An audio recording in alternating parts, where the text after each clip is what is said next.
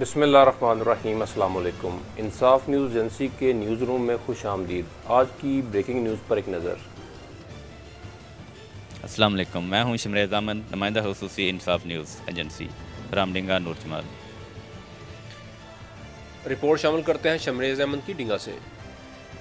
انجمن مہریہ نصیریہ welfare Golra شریف unit ڈنگا city کی جانب سے گورنمنٹ پرائمری اسکول ودرا مرکز ڈنگا 2 تحصیل کھاریاں میں 6 عدد سیلنگ فینز ادارے کے صدر مولانا محمد صفدر کے سپرد کیے گئے۔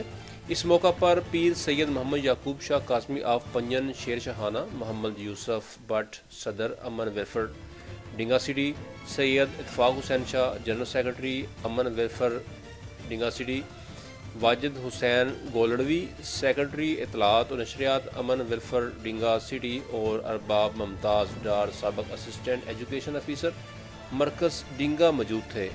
ادارے کے معلمین اور صدر مولم محمد صفدر نے امن ویلفیئر ڈنگا سٹی کے ارکان کا شکریہ ادا کیا۔